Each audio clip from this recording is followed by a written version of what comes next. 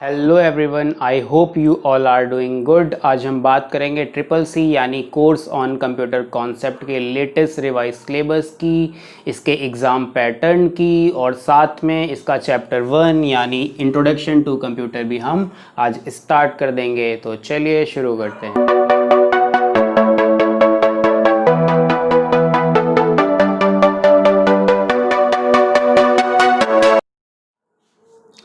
तो प्यारे बच्चों, सबसे पहले हम इसका एग्ज़ाम पैटर्न देख लेते हैं, उसके बाद हम सिलेबस देखते हैं। तो अगर एग्ज़ाम में कितने क्वेश्चन पूछे जाते हैं, अगर हम इसकी बात करें तो बच्चों इस एग्ज़ाम में आपके 100 ऑब्जेक्टिव टाइप क्वेश्चंस होते हैं, ठीक है। और ये 100 ऑब्जेक्टिव टाइप क्वेश्चन आपको करने के लिए 1 आवर यानी 60 मिनट्स का टाइम दिया जाता है। साथ के साथ ये 60 मिनट में आपको ये जो 100 क्वेश्चन करने होते हैं, ये सारे के सारे क्वेश्चन आपके ऑब्जेक्टिव टाइप होते हैं और ये एक तरह का CBT यानी कंप्यूटर बेस्ड टेस्ट होता है, यानी कोई भी ऑफलाइन परीक्षा नहीं होती है। और जिन बच्चों के 50% से एबव मार्क्स आते हैं वे सभी ट्रिपल सी में पास माने जाते हैं। तो यानी यहाँ पर हमारा सिर्फ ग्रेडिंग सिस्टम होता है। 50% के ऊपर जो बच्चे लाते हैं उन्हें एक ग्रेड में डिवाइड किया जाता है और वो सारे के सारे पास माने जाते हैं, ठीक है। तो अभी हम एक बार इसका ग्रेड देख लेते हैं। बच्चों, जो बच्चा 50% से लेकर 54% तक लाता है उसे डी ग्रेड दिया जाता है। फिर इसके बाद जो बच्चा 55% से लेकर 64% तक गेन करेगा उसे हम सी ग्रेड देते हैं, ठीक। और जो बच्चा 65% से लेकर 74% तक गेन करता है उसे बी ग्रेड दिया जाता है। इसके बाद जो बच्चा 75 से लेकर 84 तक लाता है उसे हम ए ग्रेड देते हैं। मगर अभी भी यहाँ पे ग्रेड ख़त्म नहीं होते हैं। इसके बाद जो बच्चा 85% से अबव, या तो 85% या फिर अबव लाता है उसे एस ग्रेड दिया जाता है। और इसमें हमें सिर्फ पास होना होता है, यानी जो बच्चा 50% भी ले आएगा या जो बच्चा 65% भी ले आएगा दोनों पास माने जाएंगे। और ट्रिपल सी हमारे सभी स्टेट वैकेंसी में ग्रुप सी की वैकेंसी के लिए मांगा जाने लगा है, ठीक है। तो आने वाले समय में आप मान के चलिए कि इसकी इम्पोर्टेंस और बढ़ेगी, तो इसीलिए सभी लोग इसको जल्दी से जल्दी कर लें, ठीक है। तो अभी हम बात करते हैं सिलेबस की। तो मेरे प्यारे बच्चों, मैंने इस सिलेबस को आपकी सुविधा के लिए टोटल 9 मॉड्यूल्स में डिवाइड किया है। तो हम एक एक मॉड्यूल के बारे में जानेंगे। इसका जो पहला मॉड्यूल है वो है इंट्रोडक्शन टू कंप्यूटर। इसमें हम कंप्यूटर की डेफिनीशन, कंप्यूटर के इनपुट आउटपुट डिवाइसेस, इसके इवोल्यूशन यानी हिस्ट्री ऑफ कंप्यूटर के बारे में जानते हैं, ठीक है। और साथ साथ जो टाइप्स ऑफ कंप्यूटर होते हैं उनके बारे में भी हम इंट्रोडक्शन टू कंप्यूटर यानी मॉड्यूल 1 में कवर करेंगे। अब हम बात करते हैं मॉड्यूल 2 की, यानी इंट्रोडक्शन टू ऑपरेटिंग सिस्टम। तो मेरे प्यारे बच्चों, इस मॉड्यूल में हम ऑपरेटिंग सिस्टम क्या होता है, वो कैसे वर्क करता है, साथ में टाइप्स क्या होते हैं, GUI, CUI, इन सारी चीज़ों के बारे में हम बात करेंगे। अब आप यहाँ पे देख रहे होंगे मॉड्यूल 3, मॉड्यूल 4 और मॉड्यूल 5 में MS ऑफिस लिखा है। तो मेरे प्यारे बच्चों, MS ऑफिस एक सॉफ्टवेयर प्रोग्राम्स का पैकेज होता है, ठीक है। एक पूरा पैकेज होता है क्योंकि इसके अंदर कई सारे सॉफ्टवेयर होते हैं, जैसे MS Word, PowerPoint, Excel, Access, ठीक है। तो क्या हमें सारे के सारे इन तीनों मॉड्यूल में पढ़ने होते हैं? नहीं, हमें सिर्फ और सिर्फ बच्चों 3 चैप्टर पढ़ने होते हैं। वो कौन कौन से हैं हम देख लेते हैं। प्यारे बच्चों, मॉड्यूल 3 में हमें MS वर्ड पढ़ना होता है। ठीक है, MS वर्ड में बेसिकली इसकी जितनी भी मेन्यूज़ होंगी उन सब का यूज़ और कैसे यूज़ करना है, इसके सारे शॉर्टकट्स, इसका एक्सटेंशन, इन सारी चीज़ों के बारे में बात करी जाएगी और इसी से एग्ज़ाम में क्वेश्चन उठाए जाते हैं। अगला मॉड्यूल यानी मॉड्यूल 4 में हम बात करते हैं MS एक्सेल की यानी माइक्रोसॉफ्ट एक्सेल की। इसमें हम कैसे स्प्रेडशीट बनाते हैं, इसके सारे मेन्यूज़ का यूज़, इसका सबसे इम्पॉर्टेंट है जो फार्मूला सेक्शन होता है, फार्मूला मेन्यू होता है, उसमें कई सारे फार्मूला डायरेक्टली पूछ लेता है कि ये जो नीचे दिया हुआ है ये किस फार्मूला के लिए यूज़ किया जाता है, साथ में इसकी फाइल एक्सटेंशन, इन सारी चीज़ों के बारे में हम बात करते हैं। बच्चों, मॉड्यूल 5 की बात करते हैं तो मॉड्यूल 5 में हम MS पावर पॉइंट यानी माइक्रोसॉफ्ट पावर पॉइंट के बारे में पढ़ते हैं। इसका यूज़ हम बेसिकली प्रेजेंटेशन बनाने के लिए करते हैं। तो प्रेजेंटेशन कैसे बनती है, स्लाइड्स क्या होती हैं, इसके सारे मेन्यूज़, इसके सारे शॉर्टकट कीज़, इनकी फाइल्स का एक्सटेंशन, इनके बारे में हम इसमें बात करेंगे। अब हम बात करते हैं मॉड्यूल नंबर 6 की यानी इंट्रोडक्शन टू WWW और इंटरनेट। तो बच्चों, इसमें हम वर्ल्ड वाइड वेब क्या होता है, इसका इन्वेंशन किसने किया, कहाँ पे हुआ, इसके बारे में बात करते हैं। इंटरनेट क्या होता है, इसका इन्वेंशन किसने किया, कहाँ पर हुआ। इंट्रानेट क्या होता है, what is networking, types of networking, types of topologies, इनके बारे में हम इसमें बात करेंगे। इसके साथ साथ इंटरनेट यूटिलिटीज़ या फिर इंटरनेट यूज़ करने के लिए हमें किन किन चीज़ों की नीड होती है, लाइक वेब ब्राउज़र, इनके बारे में हम बात करेंगे। सर्च इंजन क्या होता है, इसके बारे में भी हमें पढ़ना होगा। इसके बाद मेरे प्यारे बच्चों, अगला मॉड्यूल यानी मॉड्यूल नंबर 7, इसमें हम पढ़ते हैं ईमेल यानी इलेक्ट्रॉनिक मेल के बारे में। सोशल नेटवर्किंग साइट्स कौन कौन सी होती हैं, क्या क्या उनका यूज़ होता है, उनके बारे में हमें थोड़ी सी नॉलेज लेनी होती है, क्योंकि एक दो क्वेश्चन ईमेल से उठकर आ जाते हैं कि इंडिया में सबसे पहले ईमेल की सर्विस किसने दी थी। तो मेरे प्यारे बच्चों, वो एक इंडियन था, शब्बीर भाटिया। खैर, अभी हम सिलेबस की बात कर रहे हैं, ये सारी नॉलेज हम बाद में लेंगे। अगला मॉड्यूल बच्चों हम देखते हैं, अगला मॉड्यूल हमारा मॉड्यूल नंबर 8, जिसमें है डिजिटल फाइनेंशियल सर्विस या digital financial tools and its application. तो मेरे प्यारे बच्चों, मैंने अपने प्रीवियस लेक्चर में आपको एक बात बताई थी कि कुछ लोगों को ये मिसकंसेप्शन होता है कि CCC यानी कोर्स ऑन कंप्यूटर कॉन्सेप्ट में सिर्फ कंप्यूटर के क्वेश्चन होते हैं। तो मेरे प्यारे बच्चों, ऐसा नहीं होता है। CCC में बैंकिंग अवेयरनेस के क्वेश्चंस भी पूछे जाते हैं, साथ में जो करंट गवर्नमेंट स्कीम्स होती हैं उनके भी क्वेश्चन आ जाते हैं, और वो सारे इसके अंदर आते हैं।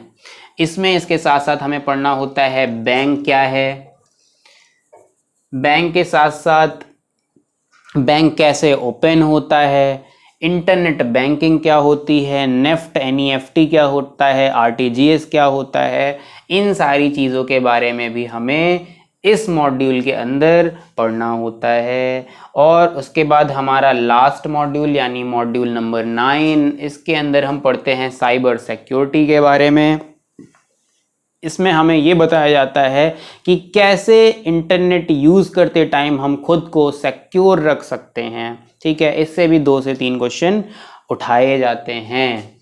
तो ये तो थी बात सिलेबस की। चलिए अब हम शुरू करते हैं हमारा मॉड्यूल नंबर 1 यानी इंट्रोडक्शन टू कंप्यूटर।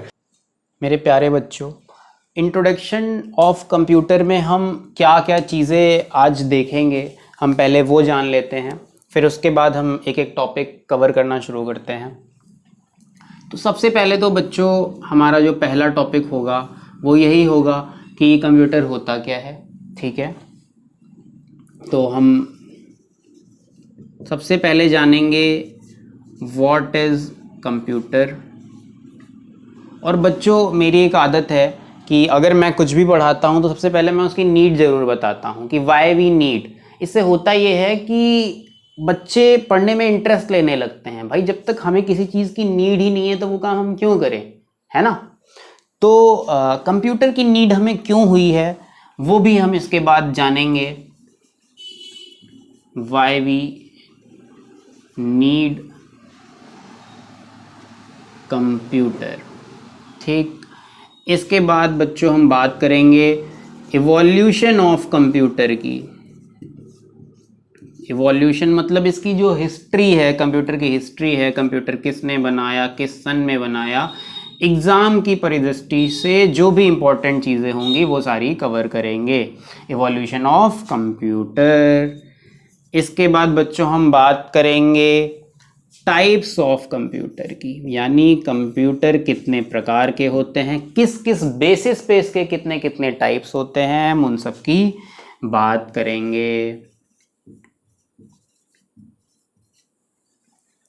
इसके बाद बच्चों हम बात करेंगे सॉफ्टवेयर एंड हार्डवेयर बेसिक्स की। ठीक है, यानी जो भी बेसिक चीज़ें होंगी, लाइक डेफिनीशन हो गई, डेफिनीशन के साथ साथ सॉफ्टवेयर कितने टाइप्स का होता है, हार्डवेयर कितने टाइप्स के होते हैं, इनपुट आउटपुट डिवाइसेस अगर हैं तो इनपुट डिवाइसेस कौन सी होती हैं, आउटपुट डिवाइसेस कौन सी होती है, कोई पर्टिकुलर डिवाइसेस इनपुट डिवाइस ही क्यों होती है या वो आउटपुट डिवाइस ही क्यों होती है, हम ये सारी बातें जानेंगे। ठीक है, और इसके बाद बच्चों हमें पढ़ना होगा इस चैप्टर में मेमोरी के बारे में। ठीक, तो मेरे प्यारे बच्चों, मैं आपको आज एक बात पहले ही बता देता हूँ शुरू करने से पहले, जितने भी बच्चों छोटे मॉड्यूल होंगे, ठीक है, जैसे कि मॉड्यूल 1 आपका इंट्रोडक्शन टू कंप्यूटर, ये एक छोटा मॉड्यूल है, ये बहुत ज़्यादा बड़ा मॉड्यूल नहीं है। तो जितने भी छोटे मॉड्यूल होंगे उनको बच्चों हम 2 लेक्चर्स में कवर करेंगे। ठीक है, 2 लेक्चर में हम इनकी थ्योरी कवर करेंगे और इसके साथ में आपको 2 लेक्चर होने के बाद, यानी एक मॉड्यूल ख़त्म होने के बाद इसकी क्विज़ करवा दी जाएगी। ठीक है, जिससे इससे जितने भी क्वेश्चन उठने होंगे एग्ज़ाम्स में वो सारे कवर हो जाएंगे और आपकी प्रैक्टिस हो जाएगी। और जो भी बड़े मॉड्यूल होंगे बच्चों, उन्हें हम 4 लेक्चर में कवर करेंगे और उसके बाद हम इसकी क्विज़ भी आपको करवा देंगे, आपको प्रोवाइड करवा देंगे, जिससे आपकी प्रैक्टिस हो जाएगी। ठीक है, तो फिलहाल हम देखते हैं, हम कोशिश करते हैं कि यहाँ तक या फिर यहाँ तक आज हम कवर कर लेते हैं। तो बच्चों सबसे पहले what is computer and why we need computer. तो बच्चों कंप्यूटर की बहुत सारी डेफिनेशंस देखने को मिली आज तक। जैसे कुछ लोगों ने कहा कि computer is a combination of software and hardware, तो भाई बिल्कुल सही है, कोई दो राय नहीं है। ठीक है, तो यानी सबसे पहली बात तो हम ये जान लेते हैं कि कंप्यूटर सॉफ्टवेयर एंड हार्डवेयर का कॉम्बिनेशन होता है।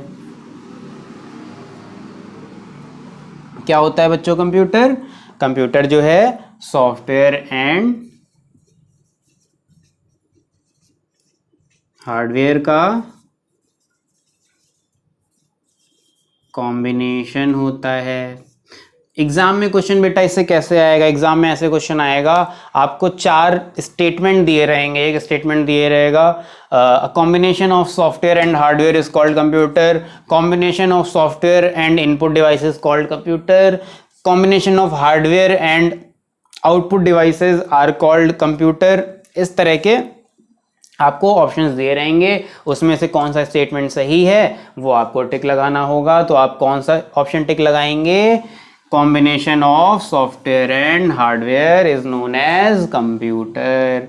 इसके बाद बच्चों एक डेफिनेशंस और बुक्स में दी होती है, या हमने जितनी भी बेसिक्स की बुक पढ़ी होती है कंप्यूटर की, सब में एक ही डेफिनेशन दी होती है। हम उसके बारे में थोड़ा सा डिस्कस कर लेते हैं। बच्चों उसमें लिखा होता है सबसे पहली line, computer is an electronic device, यानी जो कंप्यूटर है वो एक इलेक्ट्रॉनिक डिवाइस है। इसके बाद लिखा होता है विच प्रोसेस या which takes input from us, जो कि हमसे इनपुट लेता है, एंड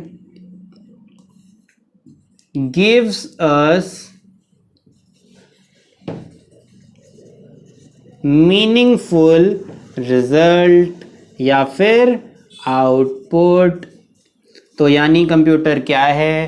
कंप्यूटर एक इलेक्ट्रॉनिक डिवाइस है जो कि हमसे इनपुट लेता है और प्रोसेसिंग के बाद आफ्टर प्रोसेसिंग हमें मीनिंगफुल रिजल्ट यानी आउटपुट प्रोवाइड करता है। तो बच्चों इसमें 3 इंपॉर्टेंट वर्ड आए हैं। एक इनपुट क्या होता है, एक प्रोसेसिंग यहाँ पे वर्ड आएगा, after processing gives us meaningful result, तो प्रोसेसिंग बच्चों क्या होता है, उसके बाद आउटपुट क्या होता है। ठीक है, तो इन सारे वर्ड्स के बारे में हम अभी थोड़ा सा जान लेते हैं, बाकी इसके बारे में हम विस्तार से यहाँ पर पढ़ेंगे हार्डवेयर में। ठीक है, तो बच्चों इनपुट क्या होता है? इनपुट बच्चों डिवाइसेस होती है। कौन सी डिवाइसेस? वे डिवाइसेस जिनका यूज हम कंप्यूटर में डेटा फेड करने के लिए यूज करेंगे। किसके लिए करेंगे? डेटा फेड यानी डेटा डालने के लिए या डेटा सेव करने के लिए करेंगे, उन्हें हम इनपुट डिवाइसेस के नाम से जानते हैं। इसके बाद बच्चों प्रोसेसिंग क्या होता है? तो बच्चों ये वो पार्ट है जो हमें नहीं दिखता। ठीक, इनपुट हमने दिया, ठीक है, आउटपुट हमें मिलेगा, लेकिन ये जो प्रोसेसिंग वाला पार्ट है ये कंप्यूटर के अंदर सीपीयू में कंडक्ट होता है और ये हम नहीं देख सकते हैं। ठीक है, ये बिल्कुल उस तरह है जैसे हमने कंप्यूटर को एक इनपुट दिया 2 + 3, तो बच्चों ये क्या हो जाएगा? इनपुट हो जाएगा। अब इस 2 + 3 के बाद वो अंदर अपने कुछ कैलकुलेशन कंडक्ट करवाएगा, कुछ प्रोसेसिंग करेगा। ठीक है, तो उसे क्या ये हमें प्रोसेस दिखता है? हमें बच्चों नहीं दिखता। हमें क्या दिखेगा? हमें तो मान लो अगर यहाँ पे प्रोसेसिंग है तो जब ये 3 + 2 या 2 + 3 को कन्वर्ट कर लेगा आउटपुट में, मीनिंगफुल रिजल्ट में, ये तो हमें तब दिखाता है। तो हमें बच्चों यहाँ पे आउटपुट क्या मिलेगा? 5। और ये जो 5 है इसे हम क्या बोलते हैं? आउटपुट बोलते हैं। तो यहाँ से यानी हमें पता चल गया कि आउटपुट क्या होता है। आउटपुट बच्चों वह डिवाइसेस हैं जिनकी हेल्प से हम रिजल्ट को देख पाते हैं। यानी कंप्यूटर में इनपुट देने के बाद, प्रोसेसिंग होने के बाद जो डिवाइसेस हमारी हेल्प करती हैं हमें वो आउटपुट यानी वो रिजल्ट देखने के लिए, उन्हें ही हम आउटपुट डिवाइसेस बोलते हैं। अब बच्चों एक ये टॉपिक है व्हाई वी नीड कंप्यूटर। तो भाई किसको लगता है कि कंप्यूटर आज हम जिस काम के लिए इस्तेमाल ले रहे हैं इसी काम के लिए बनाया गया था? साइंटिफिक, जैसे अभी साइंटिफिक में भी यूज़ हो रहा है, बैंकिंग में भी यूज़ हो रहा है, हेल्थ सेक्टर में भी यूज़ हो रहा है, इंटरटेनमेंट में भी यूज़ हो रहा है। आपको क्या लगता है इसीलिए बनाया गया था? नहीं, इसलिए नहीं बनाया गया था। इवन आपको मैं एक चीज़ और बताऊं कि बच्चों जो कंप्यूटर वर्ड है ये बना है एक लैटिन वर्ड, कंप्यूटेयर से। ये एक लैटिन वर्ड कंप्यूटेयर से डिराइव हुआ है। ठीक है, और इस कंप्यूटेयर का मतलब होता है कैलकुलेट, मतलब गणना करना। तो मेरे प्यारे बच्चों कंप्यूटर का इन्वेंशन हमने कभी भी बैंकिंग सेक्टर में या इंटरटेनमेंट में या अनुसंधान कार्य में, साइंटिफिक रिसर्च के काम में यूज़ करने के लिए नहीं किया था। हमने सिर्फ और सिर्फ कैलकुलेशन के लिए, कैलकुलेट करने के लिए किया था। तो मेरे प्यारे बच्चों एक बहुत बेसिक सी बात है, आवश्यकता ही आविष्कार की जननी होती है। तो हमें क्या ज़रूरत पड़ी थी ये गिनती करने की? मैं आपको एक छोटी सी कहानी सुनाता हूँ जो कि आपको किसी बुक में तो नहीं मिलेगी, वो मेरी अपनी है, बट वो यहाँ पे पूरी फिट बैठती है। ठीक है, तो चलो सुनते हैं। बच्चों जब बहुत पहले के टाइम में सिविलाइजेशन शुरू हुआ था तो हम किस पे डिपेंड होते थे? हमारा खाना पीना किस पे निर्भर करता था? एनिमल्स पे, ठीक है। तो एनिमल्स हमारे लिए इंपॉर्टेंस रखते थे। तो बच्चों एनिमल्स भी तो कुछ खाते होंगे, घास हवा पानी जो भी खाते हो। तो होता ये था पहले के टाइम में कि मान लो किसी के पास 100 ऑफ गोट्स हैं, 100 बकरियां हैं या 100 गाय भैंस, आप कुछ भी मान लो। अब वो शाम को उन्हें चराने के लिए लेकर जाता है। क्या करता है? शाम को उन्हें चराने के लिए लेकर जाता है। तो अब काउंटिंग तो होती नहीं थी पहले, है ना। हम मान के चलते काउंटिंग नहीं थी तब, नहीं पता था लोगों को, भाई कैलकुलेशन करना नहीं आता था, ये तो तब की बात है, ठीक। तो अब वो लेकर गए। अब वो 100 बकरियों को या 100 गायों को एक साथ तो पकड़ के तो नहीं रखेंगे, हाथ तो पहले भी 2 ही थे, 4 तो नहीं होते थे। दोनों ने छोड़ दिया जानवरों को और एक जगह पे जाके अपना बैठ गए। तो अब हुआ ये कि गाय भैंस बकरियां जो भी हैं वो चर के आ गई, खा पी के आ गई। तो भाई मान लो 100 में से क्या होता था, 90 ही वापस आई, 10 चली गई।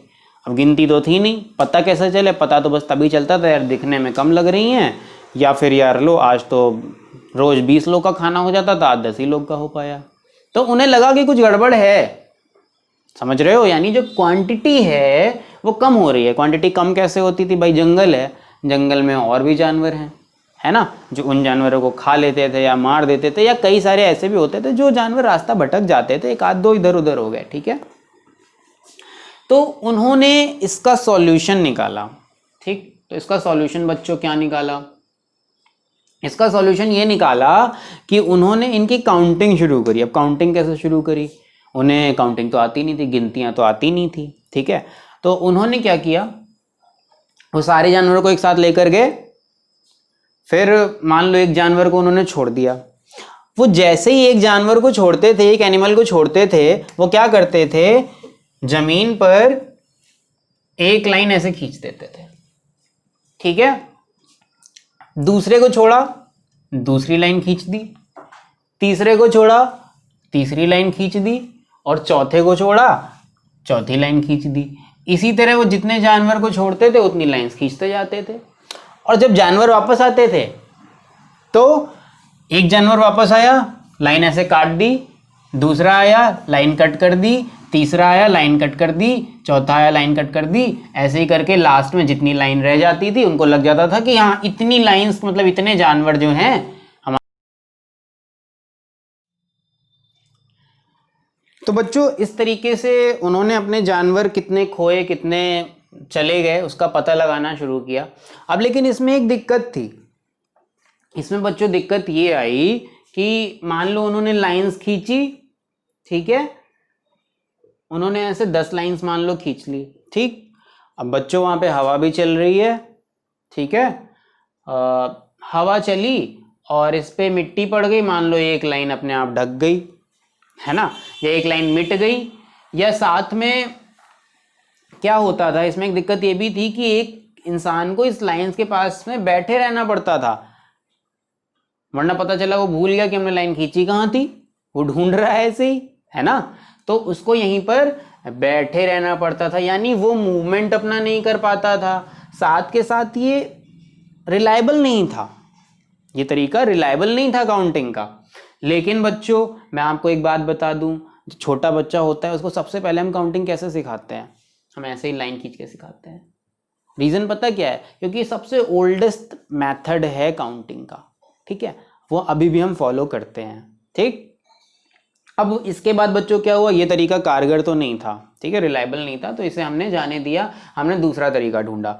अब हमने क्या किया कि हमने कुछ कंकड़ बटोर लिए, छोटे छोटे कंकड़ होते हैं, हमने वो बटोर लिए और कलेक्ट कर लिए। उसके बाद हम जानवरों को लेकर गए। हमने जैसे ही एक जानवर को छोड़ा, हमने एक कंकड़ जमीन से उठा के, अगर राइट हैंड में है तो लेफ्ट हैंड में रख लिया, ठीक है, मतलब एक जानवर छोड़ दिया। दूसरा छोड़ा, दूसरे कंकड़ को राइट हैंड से उठा के लेफ्ट हैंड में डाल दिया। ऐसे ही करके हम कंकड़ एक साइड में कर लेते थे। और अब ये होता था कि हाँ जानवरों के साथ हम अपना टहल भी रख सकते हैं या हम मूव कर सकते हैं, एटलीस्ट हम मूवमेंट कर सकते हैं, हमें एक जगह पे रुकना नहीं पड़ता है इसमें, ठीक है। ऐसे भी काम करना शुरू हुआ। बट बेटा इसमें भी एक दिक्कत आई। इसमें एक लूप होल था। क्या लूप होल था, क्या दिक्कत आई? इसमें दिक्कत ये आई कि हाथ में पकड़ा है, मान लो कोई कंकड़ जो है वो मिट्टी का था, ठीक है, हमने हाथ में 20 कंकड़ पकड़े, ऐसे पकड़े हुए हैं, एक कंकड़ जो है वो फूट के निकल ही गया, गायब हो गया, कम हो गया, या मान लो गिर गया हमसे गलती से, है ना। तो ये तरीका भी बहुत ज़्यादा रिलायबल नहीं था। बस ये था कि हाँ इसमें एक प्रॉब्लम सॉल्व हो गई, जो हमें यहाँ पे बैठे रहना पड़ता था, हमें बैठे नहीं रहना पड़ता, हम कहीं भी घूम फिर सकते थे। लेकिन ये दिक्कत थी कि कंकड़ गिर जा रहे हैं, कम हो जा रहे हैं। तो भाई कंकड़ गिरने का मतलब है वो एनिमल हमारा गया, हमारा सारा हिसाब खत्म, ठीक। तो अब कुछ और सॉल्यूशन चाहिए था, अब क्या किया जाए? तो बच्चों इसका एक नया सॉल्यूशन आया। इस बार उन्होंने क्या किया, कहा कि सब कुछ तो ठीक है इसमें, खाली गिर जाता है, तो इसको एक काम करो, किसी ऐसी जगह डाल दो जहां से गिर ना पाए। ठीक है बच्चों, तो अब क्या किया उन्होंने एक वुडन फ्रेम बनाया, ऐसा, ठीक। उन्होंने एक वुडन फ्रेम बनाया, लकड़ी का फ्रेम बनाया, और जिसमें ऐसे खांचे डाल दिए गए,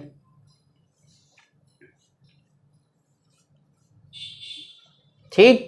आप ऐसे मान लो, या आप मान लो इस तरीके से, इसमें जो बीड्स थी, वुडन बीड्स, वो इसमें डाल दी गई, ठीक। और इसके 2 सेक्शन बना दिए गए, ठीक है। अब वो क्या करते, जब जानवरों को लेकर जाते बाहर, तो इसको भी लेकर जाते, मूवेबल था ये, तो इतना बड़ा होता था, बस इसे लेकर गए। एक जानवर को छोड़ा तो उन्होंने इस वाली बीड को ऊपर से नीचे कर दिया, या इसको इधर से इधर कर दिया, ठीक है, और इससे काउंटिंग करना स्टार्ट कर दी। और बच्चों यहीं से शुरुआत हुई हमारे कंप्यूटर के इन्वेंशन की, और इसी को हम बोलते हैं अबेकस। क्या बोलते हैं? अबेकस। और माना जाता है कि ये जो है पहला कंप्यूटर था, या इन्वेंशन कंप्यूटर का इसी से स्टार्ट हुआ। लेकिन बच्चों ये मैं आपको बता दूं कि इसका यूज़ हम हमेशा सिर्फ और सिर्फ काउंटिंग के लिए ही करते आए हैं, ठीक है। इसका हमने यूज़ कभी भी जो आज के टाइम पे यूज़ होता है वो नहीं किया था, ठीक है। तो आई होप कि आपको बातें समझ में आई होंगी कि कैसे ये तरीका हमारा सबसे पहले काउंटिंग का बना, ठीक है, और कैसे ये अबेकस का इन्वेंशन हुआ। तो बच्चों हमने इसके बारे में बात कर ली है। अगली हम बात करेंगे इवोल्यूशन ऑफ कंप्यूटर के बारे में। तो चलो बच्चों इवोल्यूशन ऑफ कंप्यूटर देखते हैं। प्यारे बच्चों, इवोल्यूशन ऑफ कंप्यूटर हम देखेंगे, यानी हिस्ट्री ऑफ कंप्यूटर। तो बच्चों हिस्ट्री ऑफ कंप्यूटर को टोटल 5 हिस्सों में डिवाइड किया गया है। इवोल्यूशन ऑफ कंप्यूटर को हमने 5 हिस्सों में डिवाइड किया है, या हम कह सकते हैं कि हमने 5 जनरेशन में डिवाइड किया है। पहली जनरेशन, दूसरी जनरेशन, तीसरी जनरेशन, चौथी जनरेशन और 5वीं जनरेशन। मेरे प्यारे बच्चों, पहली जनरेशन की अगर हम शुरुआत बात करते हैं, तो पहली जनरेशन की जो स्टार्टिंग है वो 1940 से 1956 तक मानी गई है। और इसमें जो मेन कंपोनेंट यूज़ हुआ था, हम ऐसा मानते हैं कि वैक्यूम ट्यूब यूज़ हुई थी। और बच्चों वैक्यूम ट्यूब साइज़ में काफ़ी ज़्यादा बड़ी होती है, इसीलिए फर्स्ट जनरेशन के जो कंप्यूटर्स होते थे वो भी बहुत ज़्यादा बल्कि होते थे। इवन एक रूम के बराबर कंप्यूटर्स होते थे, ठीक है। और उस टाइम जो कंप्यूटर्स होते थे वो नॉर्मल पब्लिक के लिए बच्चों यूज़ नहीं होते थे, ठीक है।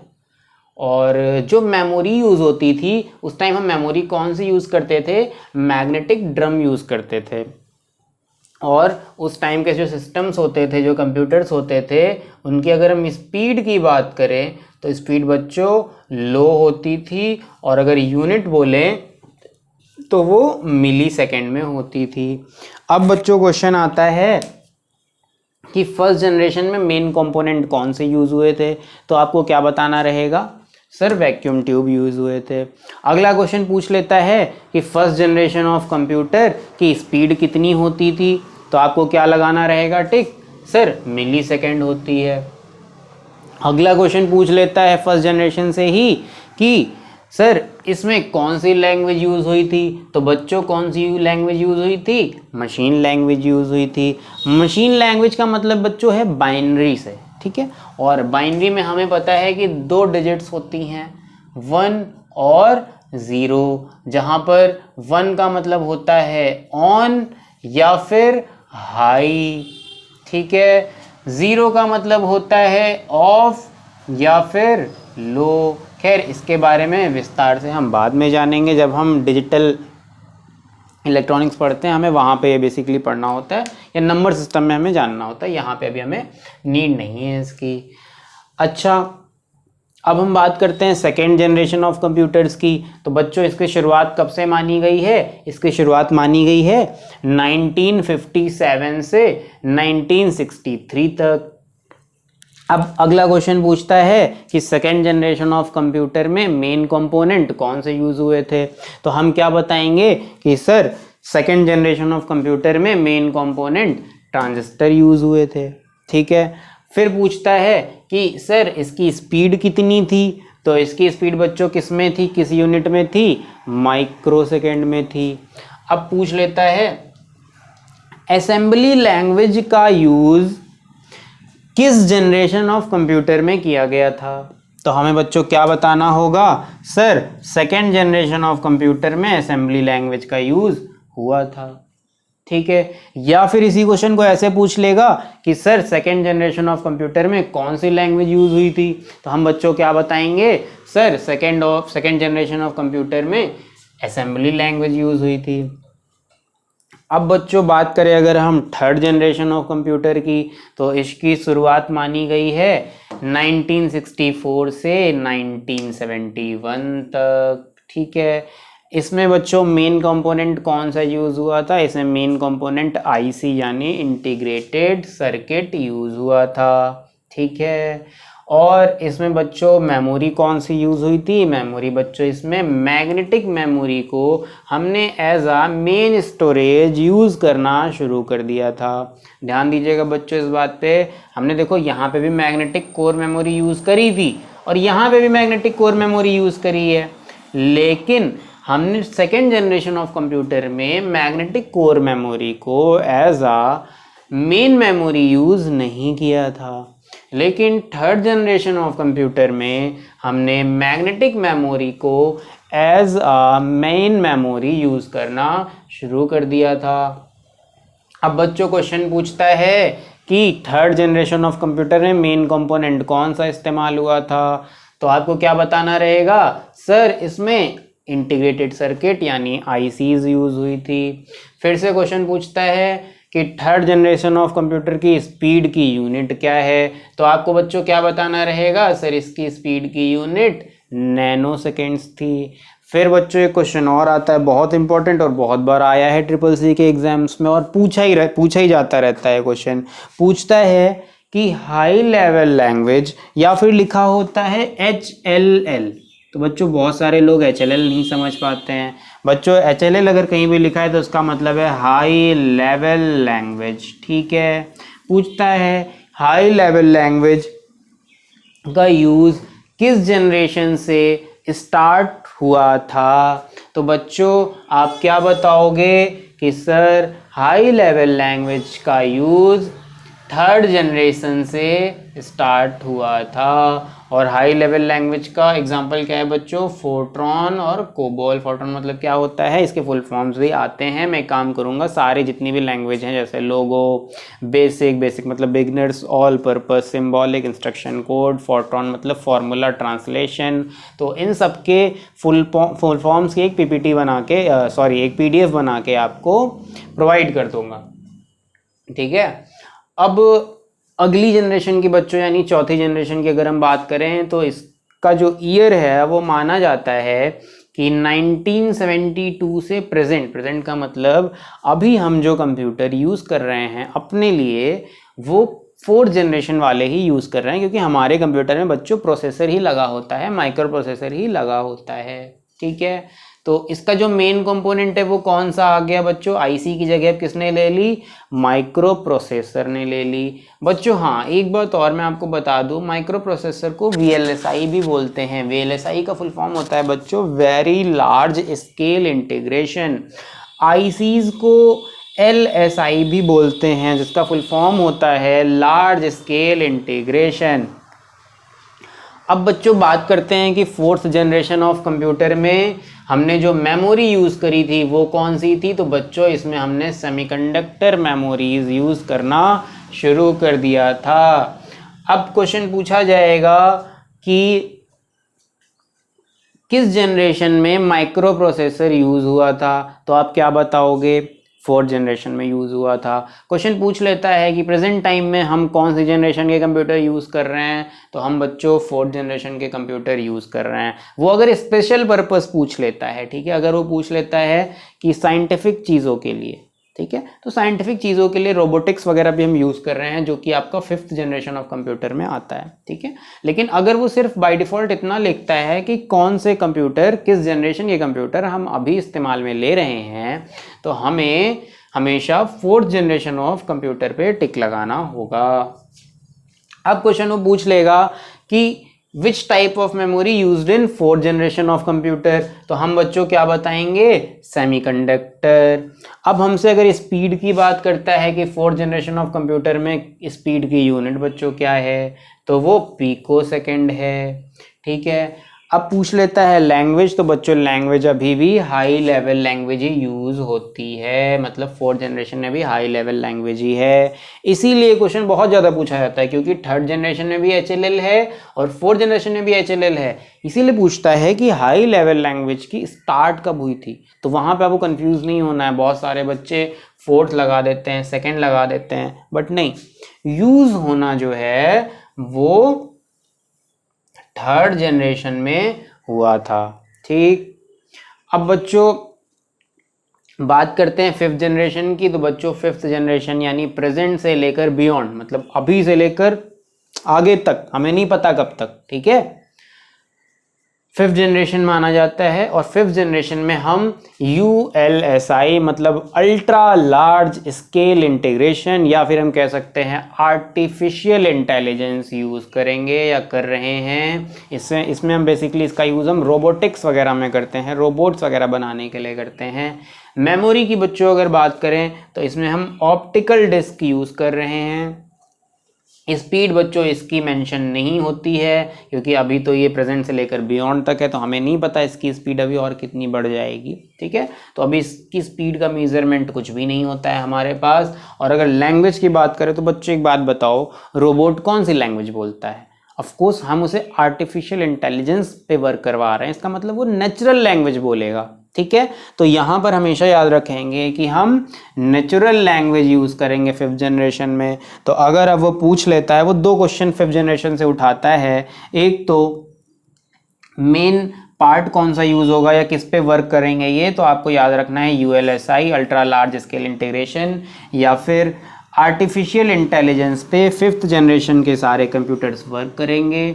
दूसरी चीज़ लैंग्वेज का पूछ लेता है कि फिफ्थ जनरेशन ऑफ कंप्यूटर में कौन सी लैंग्वेज यूज़ होती है, तो नेचुरल लैंग्वेज यूज़ होती है। या इसी क्वेश्चन को वो घुमाकर पूछ सकता है कि नेचुरल लैंग्वेज किस जनरेशन ऑफ कंप्यूटर में यूज़ होती है, तो हमेशा याद रखेंगे बच्चों कि नेचुरल लैंग्वेज जो है फिफ्थ जनरेशन ऑफ कंप्यूटर में हम यूज़ करते हैं। अब हम बात करेंगे इसके बाद अगला टॉपिक हमारा टाइप्स ऑफ कंप्यूटर की। बच्चों टाइप्स ऑफ कंप्यूटर की अगर बात करें तो कंप्यूटर के टाइप्स को हम तीन बेसिस पे डिवाइड करते हैं। पहला on the basis of size, दूसरा on the basis of signal, and third and last is the on the basis of purpose. On the basis of size बच्चों चार तरह के कंप्यूटर्स होते हैं, माइक्रो, मिनी, मेन फ्रेम और super. On the basis of signal तीन तरह के होते हैं, analog, digital and hybrid. And on the basis of purpose हमेशा ये दो तरह के होते हैं, एक general purpose of computer and दूसरा स्पेशल पर्पस ऑफ कंप्यूटर। तो बच्चों अगर हम बात करें माइक्रो कंप्यूटर्स की, तो बच्चों ये वो कंप्यूटर्स हैं जो प्रेजेंट टाइम में हम अपने घरों में यूज़ करते हैं, यानी जो पीसीज होते हैं, जो पर्सनल कंप्यूटर होते हैं, जो डेस्कटॉप होते हैं, ठीक है, या कह लो कि जो पाम टॉप होते हैं। बच्चों पाम टॉप का मतलब होता है जो टच स्क्रीन लैपटॉप होते हैं, ठीक है, उन्हें हम पाम टॉप के नाम से जानते हैं। वो सारे के सारे माइक्रो कंप्यूटर्स में आते हैं। इसके बाद बच्चों हम बात करते हैं मिनी कंप्यूटर की। तो बच्चों मिनी कंप्यूटर हम घर में यूज़ नहीं करते, वो मिनी कंप्यूटर जो है इनसे ज़्यादा फास्ट वर्क करते हैं, ठीक है। इसका यूज़ हम बेसिकली कैड में करते हैं, कंप्यूटर एडेड डिज़ाइन में करते हैं, ठीक है।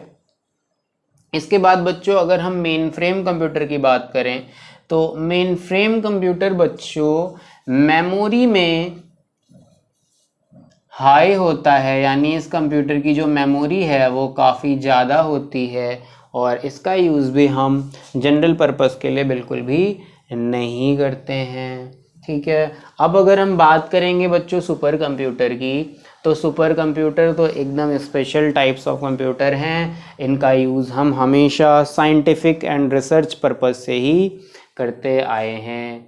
और सुपर कंप्यूटर में बच्चों दो क्वेश्चन बहुत इंपॉर्टेंट हैं। एक पहला पूछता है फर्स्ट सुपर कंप्यूटर इंडिया का, इंडियाज फर्स्ट सुपर कंप्यूटर,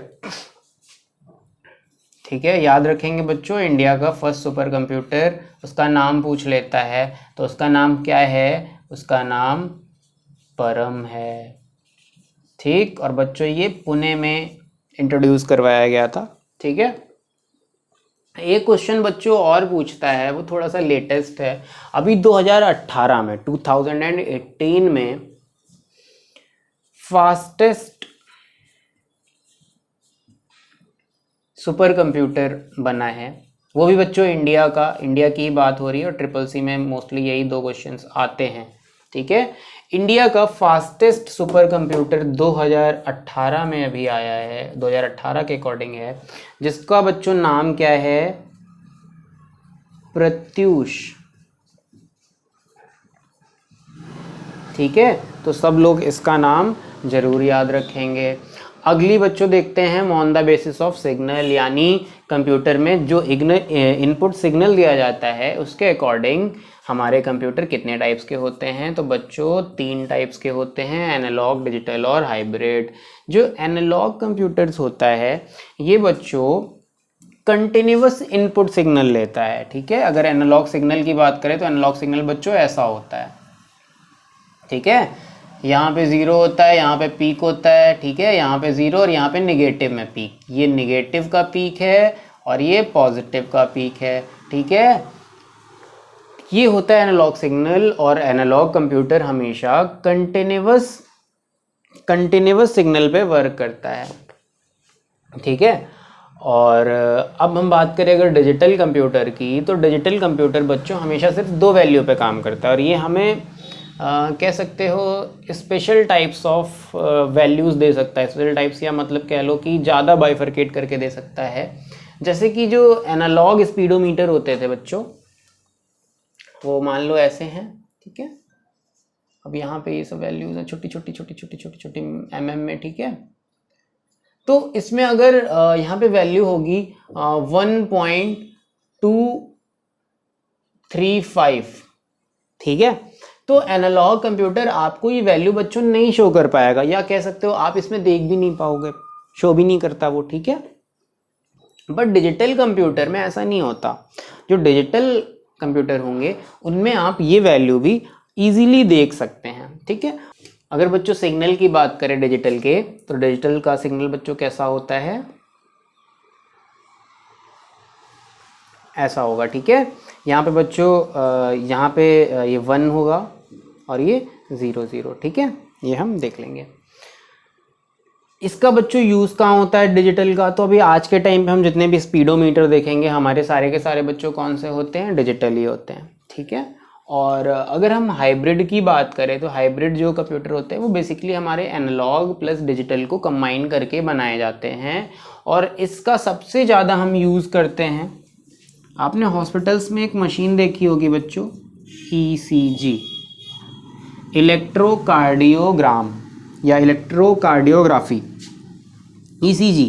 तो बच्चों वहाँ पे जो सिस्टम यूज़ होता है वो हमारा हाइब्रिड ही होता है, क्योंकि वहाँ पे आपने देखा होगा कि आपकी ऐसे पल्सेस भी चलती हुई दिखती हैं, है ना, और नीचे यहाँ पे स्क्रीन होती है, उनमें डिजिटल में नंबर भी लिखकर ऐसे करके आते रहते हैं, 2.25 या जो भी वैल्यूज़ हैं वो आती रहती है। तो इसका मतलब हमें पता चला कि वहाँ पे हमने एनालॉग भी यूज़ किया है और डिजिटल भी यूज़ किया है। अभी बच्चों बात करते हैं on the basis of purpose. तो on the basis of purpose बच्चों कंप्यूटर दो टाइप्स के होते हैं, एक जनरल पर्पस ऑफ कंप्यूटर और दूसरा होता है स्पेशल पर्पस ऑफ कंप्यूटर। तो बच्चों जो जनरल पर्पस ऑफ कंप्यूटर होता है वो हम अपने घरों में, ठीक है, और कह सकते हो एंटरटेनमेंट के लिए, इन सारी चीज़ों के लिए यूज़ करते हैं। बट जो स्पेशल पर्पस ऑफ कंप्यूटर होते हैं वो पर्टिकुलर सिर्फ किसी एक जगह पे यूज़ होते हैं, ठीक है। जैसे कि कह लो कि आप अगर हमें वो मल्टीमीडिया के लिए यूज़ करना है, ठीक है, वीडियो एडिटिंग के लिए यूज़ करना है, तो उसके लिए अलग से डेडिकेटेड कंप्यूटर होते हैं, ठीक है। या बैंकिंग सेक्टर में सर्वर बनाने के लिए यूज़ होता है। और एक चीज़ और, हमेशा बच्चों एक क्वेश्चन और पूछता है कि which type of computer are basically used for making servers, ठीक है।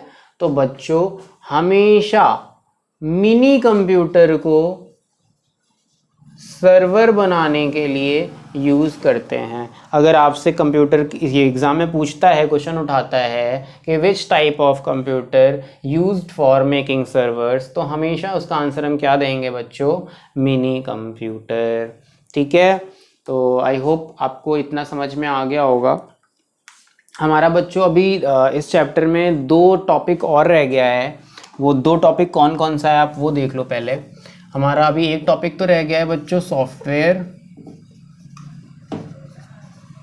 एंड हार्डवेयर, एंड दूसरा बच्चों टॉपिक अभी इसका रह गया है मेमोरीज। और ये दोनों ही टॉपिक बच्चों थोड़ा सा बड़ा कि इसको एक डेडिकेटेड लेक्चर चाहिए, ठीक है। तो आज के लिए हम अपने लेक्चर को यहीं पे रोक देंगे, क्योंकि काफ़ी बड़ा लेक्चर हो जाएगा वरना।